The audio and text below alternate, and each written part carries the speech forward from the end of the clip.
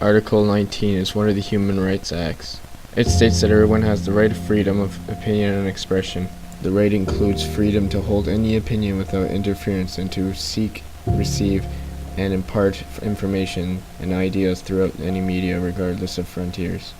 In Russia, after the big protests in 2012 with Vladimir Putin, in power, the new laws were adopted to restrict freedoms of assembly, meaning the right to gather and associations. Censorship has taken on a new significance online. These new laws allow for extra-legal blocking, filtering, and 24-hour takedown notices, and pressuring media outlets to self-censor. Harassments, attacks, and murders of journalists continue to be committed, largely with complete liberty to do so at the hands of the Russian government. Harassment and violence against minority groups is also prevalent, notably against the LGBT people. Since the 2013 ban on the promotion of non-traditional relationships, imposing direct censorship on multiple issues relating to sexual orientations and gender identity, Russia has been viewed as being socially conservative regarding homosexuality, with recent polls indicating that a majority of Russians are against the acceptance of homosexuality and have shown support for laws discriminating against homosexuals. About 40% support either isolation or mandatory commitment for them, while 5% support execution. How crazy is that? One example of the human rights violations in Russia is an openly homosexual singer named Zilkom, was mysteriously disappeared after performing in Chechnya. He vanished shortly after flying from Moscow to the Chechen capital, Grozny, on August 8th. No one knows if he is dead or alive, but is assumed dead. He was an openly homosexual and was not allowed to be himself, with no laws to protect him. The reports were very, very disturbing of disappearances, of killings, of torture, of ill treatment, and of many people who have fled seeking asylum in the West. The problem is more the broader sense of lawlessness in the North Caucasus in general and in Chechnya in particular. It's not only lesbians and gays who are persecuted in Chechnya, it's human rights defenders and journalists and others. So there's a broader issue of impunity for human rights violations in their region. Russia has also been criticized in recent days for human rights abuses in Crimea, which Russia currently occupies and has annexed, including the treatment of Crimean Tatars.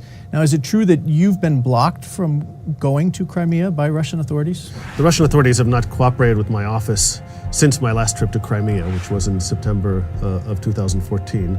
I was allowed, they facilitated my work back then, but they were very unhappy with the report I published afterwards, because we looked at things such as enforced disappearances and pressures on Crimean Tatars, on journalists and others. So I've not been able to go there in recent years, but the report that was just published by the UN very much coincides with my following, my monitoring from afar of the situation. Do you think that a permanent international mission to observe human rights in Crimea, or the situation there, do you think that's necessary? And is there any way what kind of mechanism would that involve? How could that work?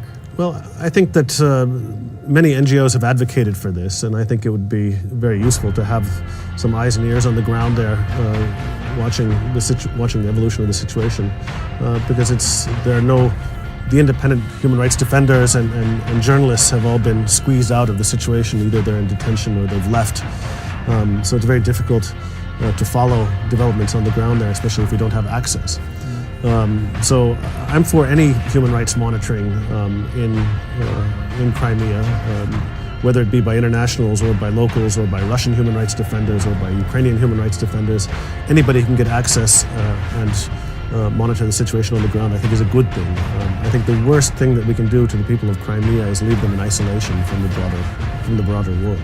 As recently as December 2018, a new wave of persecutions against the LGBT community led to the death of 2 people and the incarceration of dozens of other, according to the Russian LGBT network detailed in a document published. The news comes just weeks after an Organization for Security and Cooperation in Europe report drafted by Austrian professor Wolfgang Benedict confirmed that Chechen authorities have been abusing people based on their perceived or actual sexual orientation or gender identity since at least January 2018. Other people who were persecuted, according to the Benedict, are human rights defenders, lawyers, independent media workers, and members of civil society. assassinations and murders. Here are some prime examples of journalists, news reporters, and many others being killed or assassinated for doing their job. According to multiple news sources, there is 42 journalists that are reported killed or missing in Russia to this day. Also, since Mr. Vladimir Putin became president, 22 journalists have been killed and 2 disappeared. I just think the amount of cover-up the Russian government is doing by all these murders and mysterious disappearances of journalists over time. These innocent people who are just doing their job, doing what they do best, are murdered because of them exposing the government of their flaws and what they are actually doing with people who don't prefer the government wishes. Once the editor-in-chief of the daily Kalyatinskoye murdered in Tagilati, it's a city in Russia, 960 kilometers east of the capital of Moscow. He was killed October 9th, 2009. Ahmed Nabi was in an independent news outlet. He was also a contributor to regional news outlets. Fortunately, he was shot dead outside his house at 7 a.m. on July 9th, 2013. Gazir had one of the biggest newspapers in Dagestan. He is most known and recognized for his paper covering government corruption issues, human rights abuses, and Islamic radicalism. A masked anonymous figure apparently was waiting and eventually fired 14 times as Kamalov, founder of the independent weekly at Chernovik, was leaving work shortly right before midnight. Kamalov, also a contributing editor and writer, also died when he was en route to their local medical hospital. I must say that we are happy to live in Canada because of all the rights and protections that we have compared to the communist state.